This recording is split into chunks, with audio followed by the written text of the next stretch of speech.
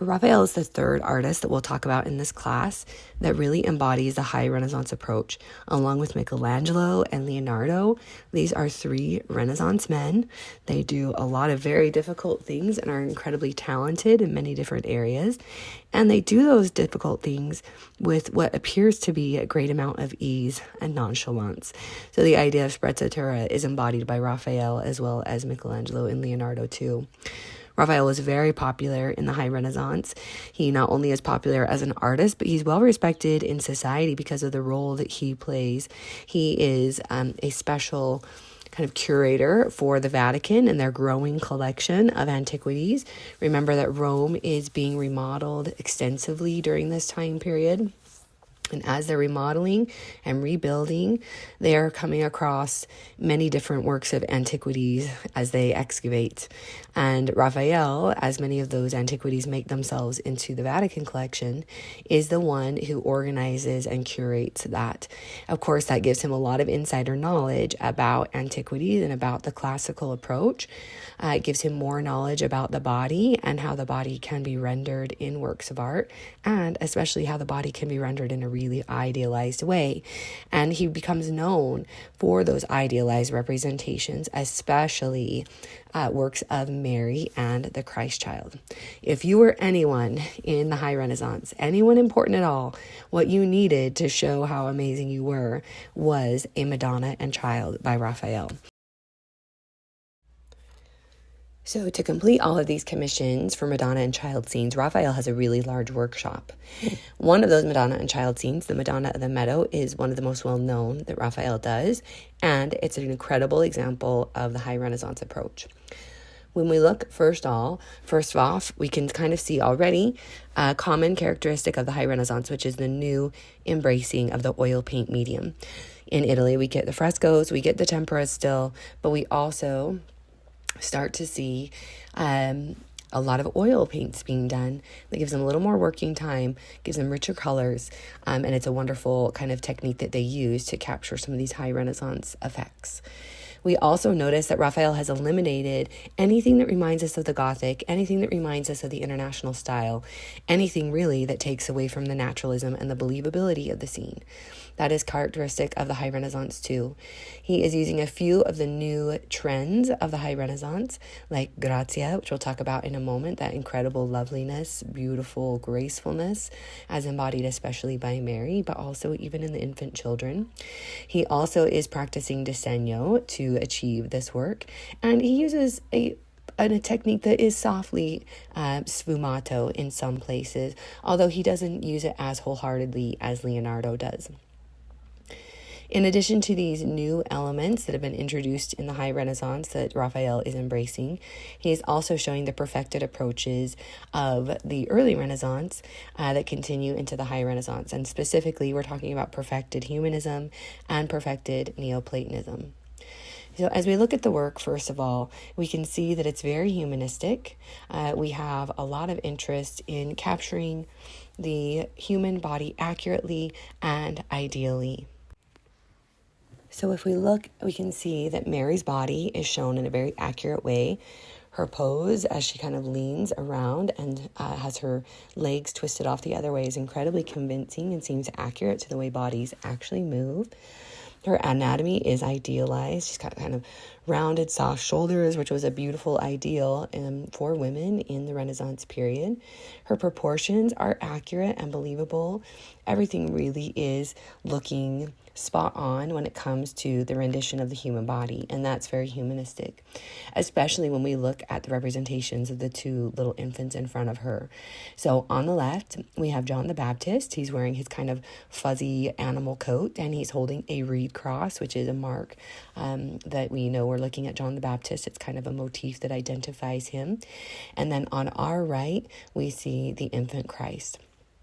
Both of these chubby little babies are shown in an accurate way. Raphael is showing that he knows there's a difference between baby bodies and baby proportions, like their heads are huge, their arms are stubby, and how that is different from grown-up bodies and grown-up proportions.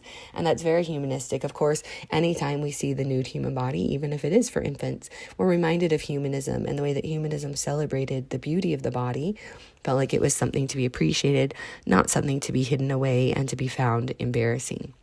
Of course, these are idealized figures too, which is very humanistic, and they're made lifelike and ideal by their use of math. And not only is that reflective of humanism, right, a good understanding of the human body and how to make those proportions accurate, but it also reflects the Neoplatonic ideas of the time, where math was the foundation of beauty. And when you used math and you used beauty in your works, that was a way to incorporate truth. And for Christians and for Neoplatonists during the Renaissance, using that truthfulness, that was something that came from God. So when you used math, when you incorporated beauty into your works, what you were really putting in was truth and divinity that comes straight from God. So these figures are incredibly beautiful, incredibly idealized, very Neoplatonic in that aspect. The ratios and proportions are based on math, not only the golden mean, but also Raphael really understands that math is the foundation of the human body.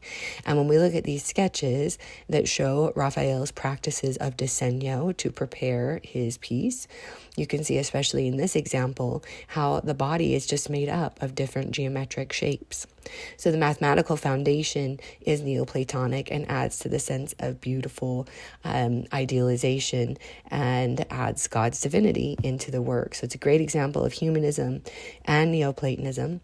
Of course, as we mentioned before, this isn't just any idealized figure or a figure idealized to like a normal level, but she's incredibly idealized and lovely. This is grazia. It is gracefulness. It is elegance. It is extreme loveliness. It is like really gorgeous representations.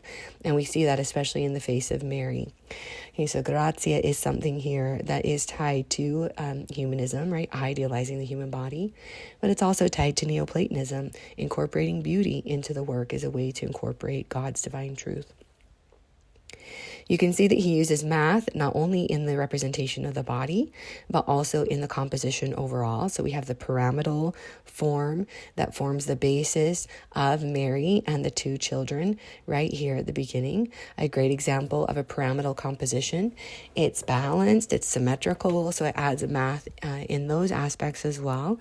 Raphael's really adept with mathematical perspective and linear perspective, and it's very convincingly done here. He also adds in atmospheric perspective to enhance the sense of recession into space. But the mathematical formula is so successful, and using math there again is Neoplatonic. It's a truth that comes from God. Now, what Raphael really understands about math is that you can't go too crazy with it, and that's true of the High Renaissance overall. Use math, understand that it's the foundation, but don't be afraid to sometimes ignore a few mathematical expectations or ratios or proportions in places. What High Renaissance artists understand is that that makes things more lifelike and more believable, because in real life, we don't see the golden mean accurately conveyed in every proportion of the human body. Okay, as we would also expect to see in the High Renaissance, this work has some greater symbolic types of messages to it. It has some more references, and that's something that is common and growing during the High Renaissance.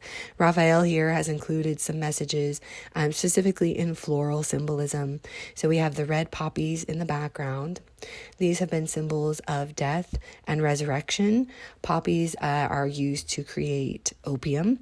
Opium makes you pass out and then you wake up. So it has those kinds of associations. We also can realize that that reflects a characteristic of Christ, right? A part of Christ's story. Mary, from Christ's infancy, understands his role, understands that he will be sacrificed as a savior in Christian belief. And so the flowers here not only talk about Christ and his role, but Mary and her role as she accepts that her child will face becoming this sacrifice. And he's an innocent sacrifice, as the daisies over here are meant to point out. Symbols of innocence. It's meant to communicate to us that Christ was sinless, that he was sacrificed so that others, Christian believers, can become sinless as well, through the atonement is what the Christians call it. And we have that reference too with the daisies. Okay, we also have these strawberries in the foreground. They're often talked of as being, symbols of heavenly nourishment, and just the idea then that God is guiding this story. Nourishment from heaven is guiding this story, is guiding Christ as he grows up, is guiding this meeting with John the Baptist, is guiding him, in his life's mission and in his life's role. Okay, so overall, a really wonderful example of the High Renaissance. You can see how Renaissance artists have become more adept at portraying the body and are better at capturing that ideally and accurately. You can also see how they are able to seamlessly incorporate humanistic and Neoplatonic values in with their works, and show a High Renaissance approach.